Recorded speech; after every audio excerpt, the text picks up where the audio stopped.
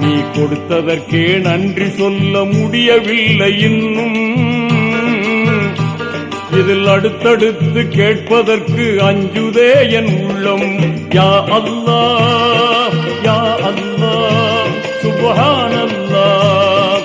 யா அல்லாஹ் யா அல்லாஹ் சுப்ஹானல்லாஹ்.